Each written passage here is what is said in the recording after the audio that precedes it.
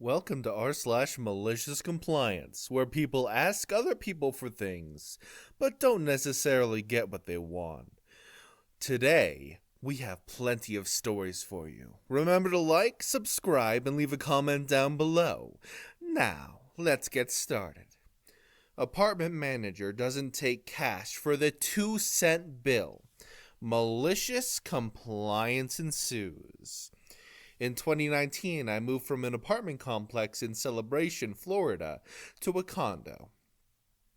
As usual, when you move out of an apartment, you get a final bill, which includes your last month's prorated rent, deductions for damages, security deposit refunds, and so on. We paid it. The next month, I get a call from my wife who says we've got a follow-up bill in the mail from the apartment management company for 2 cents. We're both in the tech field, so we laughed that this company's IT department didn't catch the edge case of spending 50 whole cents in postage to only collect 2 cents in revenue. But hey, it happens. My wife prints out a copy of the bill. I grab 2 cents from the change jar. The apartment complex is on my daily drive, so I swing by the office. I walk in and tell the manager that I want to pay my last bill. I say, it's 2 cents. Here's your bill, and I have the 2 cents if you want it. The manager says, we don't take cash. Nothing else, and there was an awkward pause. I say, I don't expect you to take cash. I expect us both to have a laugh about how silly computer systems are, and for you to write off the 2 cents, because it cost you more to process that payment. She says, I'm not going to do that. Again, an awkward pause. I say, so, just getting this straight, you want me to write you a check for 2 cents and mail it, and you are going to process that check? The manager says yes, send us a check and we'll process it, and then walks back into her office to end the conversation. So I go home, set up an automatic monthly bank payment to my apartment complex for 3 cents. And then, because I'm a programmer, I write some code to send a letter once per month saying, I'm so sorry. I've overpaid my bill. Please send me a check for the overpayment. And I use an online service that sends postcards in ridiculous sizes, up to around 18 by 24, figuring that'll be my escalation strategy. At the end of the next month, I get a call from the apartment company's regional manager. After introducing himself, the next 2 minutes were the most sincere, oh God, we've made a mistake, please don't do this, we'll never contact you again, apology anyone could have hoped for. I stopped the mail and never heard from them again. Did I spend several hours on MC for 2 cents? Yes. Was it worth it? Absolutely. Ex's divorce lawyer. Send 3 years of complete financials or else. Me. As you wish. This happened several years ago when my ex and I were going through a heated divorce and custody battle. When we were married, we had a couple of conversations about how rich people hide their assets to avoid paying taxes. I've never had enough assets to do this, but she somehow got the idea that I was doing this, and told her attorney that I was laundering money and hiding income. It was more likely the heat of the moment, as divorce and custody battles often come down to. I couldn't even afford my own attorney, so I represented myself. Her lawyer wasn't a total ass, but he clearly was out to get me, and he talked down to me like I didn't deserve to breathe the same air. One day, I get a letter in the mail from him requesting an updated income declaration form and 3 years of financials. It had a long-ass list of things to include. I own a communications tech company that was in super startup phase back then. Money was already tight. I was trying to get this business off the ground with no financing. I was finishing my MBA with scholarships and loans. So paying for copies and postage or driving the 30 minutes to his office meant eating peanut butter and saltines for a week. So I called him to explain my situation. He all but called me a liar and didn't believe I couldn't afford it. I was put off by that, and I said this was taking time away from business I needed to handle. To which he replied, and I'll never forget this, "Well, according to your income declarations, you're not that busy. What do you do all day?"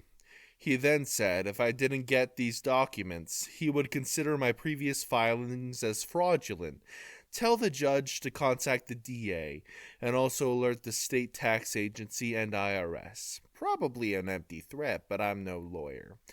eFax is one of the services my company provides, and at this time it was relatively unknown. So I asked him if he has a fax machine. He said he had a fax scanner copier device, and then said what law office doesn't have a fax machine. And suddenly, I got an idea. "Okay," I said to him. "I'll pull together and fax whatever I can." "Okay, motherfricker, you want 3 years of financials? You got it." I scanned to PDF every receipt I could find. McDonald's receipt from 5 years ago? Frick it, wouldn't hurt to include it. CVS receipt? It's 3 miles long. Perfect. They get the $1 off toothpaste coupons too. I downloaded every bank statement, credit card statement, purchase orders from vendors, and every invoice I sent to clients. I printed to PDF the entire 3-year accounting journal, monthly, quarter, annual balance sheets, cash flow statements, P&Ls. Not only did I PDF 3 years of tax filings, but every single letter I included from the IRS and state tax agency, including the inserts advising me of my rights. It took a while, but I was a few days ahead of the deadline. I made a cover page with black backgrounds with white lettering wherever I could. I included separator pages in all caps in the biggest, boldest font that would fit on the page in landscape. Receipts, taxes, so on. I merged everything into a single 150-page compressed PDF and sent the document using my eFax system. Every hour or so, I received a status email saying the fax failed. Well, that's weird.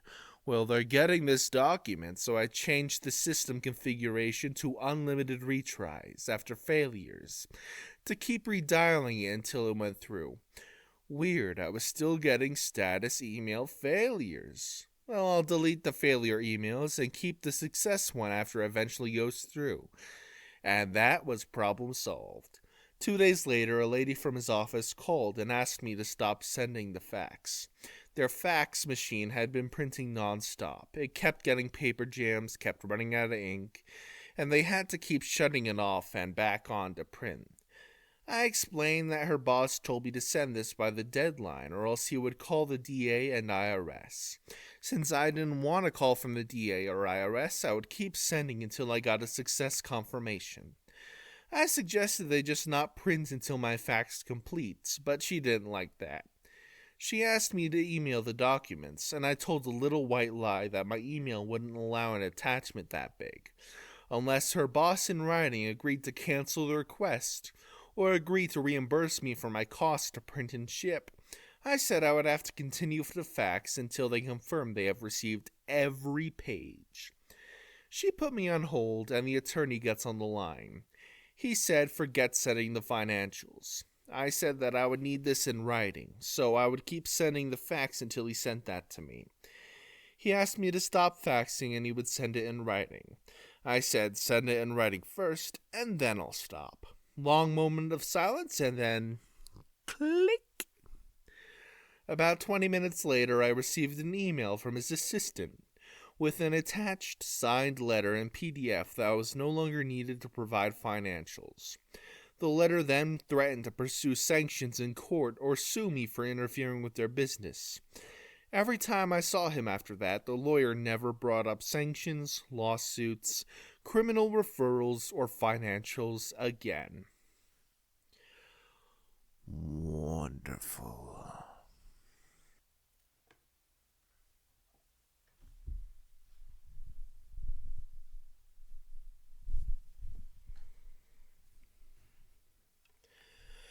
Either be fired or accept a massive pay cut. Okay, I'll take the firing. I worked for insert company name for 14 years. I loved working there for 12 of those years. There were two main parts to the job. The first part was the sales side of things. This was away from the office.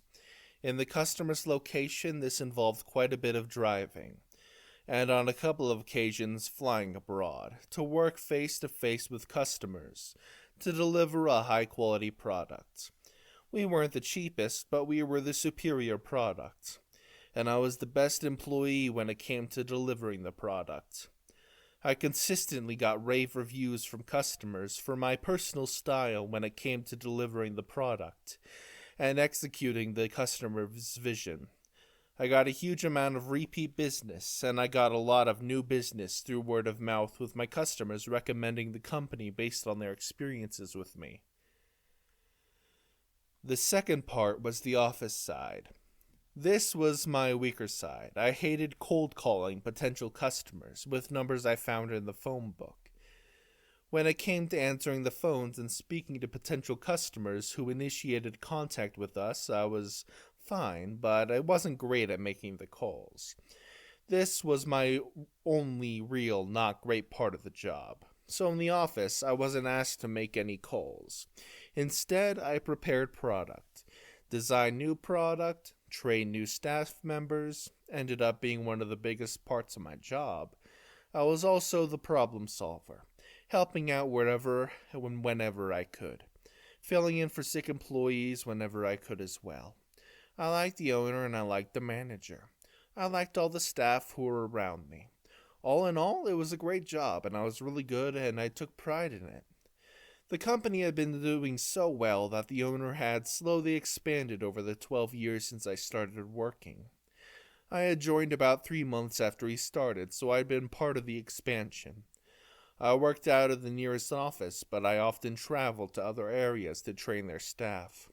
I was loaned out, as it were, to other companies to help train their staff. At one point, I was a guest lecturer at a university teaching medical students how to deliver complicated explanations to people you don't have the base knowledge that you yourself do. After 12 years, I was on a decent salary. Not massive, but I was happy. Then the owner decided to sell off part of the company. He was selling the area where my local office was. He told me he would love for me to remain as his employee, but I would need to work from a different office. This would either require me to move or to quadruple, at least on minimum, my daily commute. The other option was to remain working from my current office, but with a new boss. I chose the second option. Before the new owner bought the company, she worked alongside the staff for a couple of weeks to see how we operated. This was before any of us knew she was about to buy the company. As far as we knew, she was just another employee, and she was shadowing us to learn. She came with me on assignments in the field and saw my abilities. When the sale was announced and we were informed that she was the new owner, everyone was very surprised. She made some sweeping staff changes. The manager left to start her own business, since the new owner was also going to be the manager. A lot of staff were let go. The secretary, myself, and a couple of newer hires were kept on. The new hires were on the lowest wages. Anyone who had got a decent level was let go. Since almost everyone was on 0 hours contract, she was able to do this. While technically it was a new company for the customers, it was the same old business. The company still had the same trading name. The only real difference was that there was a new owner, and the registered business name was now different. As far as the customers were concerned, nothing had changed. My job for the first few months after the sale was to train up the remaining staff to replace the more experienced staff members who had been let go. I remember a couple of new hires who I had experience working with in the past. I was open and honest with the owner and let her know that one of them was a close friend and one of them was my girlfriend. Both were more than qualified for the work and were both happy to join. My friend had recently came back to the country after a year of traveling, while my girlfriend could only work during school holidays. The owner gave them both interviews and then hired them since we needed the staff. Over the next 2 years, business started to fall. The reason was simple. The new owner decided to try and maximize profits by increasing prices while decreasing the quality of products. For new customers, this wasn't noticeable. They just thought we were expensive and the product wasn't the best. But for old customers who had been with us for 10 or so years, they immediately noticed. They were being charged more and receiving less and worse quality. So the owner doubled down and increased his price again. 95% of our old customers left us. New customers almost never became repeat customers, and complaints skyrocketed. While all of this was going on, our staff turnover rate was ridiculous. People left after a few months when they realized that the minimum wage they were being paid wasn't worth it. Under the old owner, the average hourly wage for the new employees was around 2.5 times the minimum wage. This made people care about their jobs and want to keep them. My girlfriend quit. My friend remained but was looking for something new. And then I got a phone call. The owner needed me to come to the office. This was unexpected. I had just finished working on a location with a customer. My next customer was 2.5 hours away. It was about a half-hour drive away. The office was about an hour and 10 minutes away from both locations. If I drove back to the office, I would have about 5 minutes in the office before leaving. My mileage was paid above my regular salary, so I was saving the company money by doing this. Also, parking was a nightmare around the second location, so I intended to get there as early as possible to find parking and then read a book. The manager didn't care. She needed me to return to the office, so I did. I arrived back to be handed a letter by the owner. It was informing me of a disciplinary meeting to take place in a couple days' time, so I could bring a witness along if I desired. And this knocked me for 6. I was the best employee. I read through her list of complaints about my performance and started working on my defense. At the start of the meeting, I declined to have a witness. Instead, I decided to record the audio of the entire meeting on my phone without informing her. Where I live, this is legal, and I didn't need consent. The boss's witness was her friend, who she met at yoga and was hired for an office role, firing the secretary who'd been there before the takeover. Every point she raised I could counter. They ranged from the week, "You were unable to work for a week in August." I booked a week's holiday so I could attend my cousin's wedding on the other side of the country and turn it into a holiday. To the pathetic, "You were late for work on the 12th of May. Is that the day my car broke down and I called the office to let you know?" "I don't know." "I do. Here's my receipt from the garage dated May 12th. And then to the downright lies. This one I can't write as a quote. Basically, she accused me of gross misconduct for breaking health and safety laws in the way I was delivering a product for the customer. I hadn't broken health and safety laws. I knew exactly what I was doing since I, as I've mentioned already, had been doing this for 14 years at this point. She had witnessed me do this on multiple occasions and has never mentioned it before, because it wasn't an issue. She even had me train the staff in this specific delivery method, because it wasn't an issue. She finished her list by telling me she just doesn't want to lose me, but she can't justify keeping such a poor employee at my current salary. I had 2 choices. I could either sign a 0 hours contract and work for minimum wage, or she could fire me with 2 weeks' notice. I countered that she would have to give me 12 weeks' notice since my contract guaranteed me 1 week's notice for every year of employment, up to a maximum of 12. She argued that I had been only her employee for 2 years since before them. I worked for the previous owner. I informed her that with how the business takeover had run, it counts as continuous employment. I quoted the exact law and code that backed me up. She asked for a 30-minute break in the meeting to let me think about her offer. She went to call her lawyer. When she came back, she informed me that since she was firing me for gross misconduct, she didn't have to give me any notice at all. If I wanted to remain and move to the 0 hours contract, I could do that today. But if I didn't, she would have to fire me. But because she was nice and would give me the 2 weeks notice, I asked for a couple hours to go home and think about this, and she allowed it. I knew the reason she wanted me to remain for at least the 2 weeks was because one of our few remaining bigger customers were set to have a product delivery from me in that time. They would only work with me. The owner had tried sending in other staff in my place, and on several occasions, and each time there had been problems. It wasn't the staff's fault, it was just a very difficult delivery for a very specific customer, which needed to be perfect. As a result, the customer would only deal with me. I called the office and spoke to the owner. I declined the offer of a 0 hours contract and said I would be leaving. She then said she was giving me my 2 weeks notice. I declined her offer of 2 weeks notice. I informed her that I was being fired for gross misconduct. Then surely I can't be relied upon to safely deliver the product. Therefore, it'd be best for everyone involved if I didn't return to work. She panicked and said she needed me for those 2 weeks. I feigned ignorance and let her know that I was just thinking about what's best for the company. After all, you can't have unsafe staff training your customers and delivering product. However, if she was wanted to rethink the gross misconduct accusation, then I would work my 12 weeks notice. Those were her options, 0 weeks or 12, and she chose 12. For those 12 weeks, I worked the same way I had for 14 years.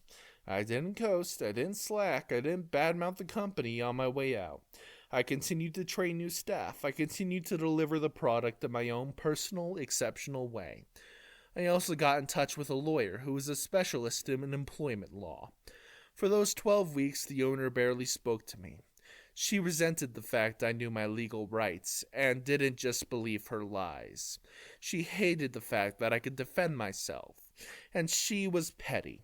She accidentally dropped my mug in the kitchen, breaking it, and most petty of all, she paid for every member of staff in the office to have a spa day except me. I was asked to work my day off to answer the phones while everyone else was being pampered. Nobody knew I hadn't been invited until they arrived at the spa and I wasn't there. Here's the thing, I'm a big fat bearded guy and have no interest in a spa day. If she had offered it to me, I would have thanked her and declined the kind offer. But by pointedly excluding me, she was making herself look terrible. For the last 2 weeks, I was training up my friend to basically take over from me. And at the end of the 12 weeks, my final day came around. The owner had nothing planned, not so much as a card after 14 years. Well, 2 for her. The office assistant manager, who had become a friend, had got me some presents, but had to give them to me once the boss was gone for fear of reprisals. The day after my final day, 2 things happened. The first was my friend who I had been training up to replace me quit. He had been on a 0 hours contract, so required no notice. He was unhappy with her treatment of me and was unhappy that she expected him to do my previously salaried job for minimum wage. He hadn't informed me of his plans to leave, and I only learned of it when he knocked on my door in the middle of the day, when he should have been at work to let me know. The second was the owner received a letter informing her that I was bringing legal proceedings against her for unfair dismissal. I had arranged this with my lawyer to be delivered the day after my final day. According to the office assistant, she went pale and started crying before leaving the office to call her lawyer. She refuted my claims for unfair dismissal, said it was gross misconduct, tried to come up with some more reasons for firing me, but the truth was that the company was making less money because of her business practices, and I was the highest and only salaried employee. I had evidence that I was a great employee. I had evidence that she asked me to move to a 0 hours contract. She initially tried to deny this, since the gross misconduct fabrication makes no sense if she wanted me to stay. But once my lawyer provided me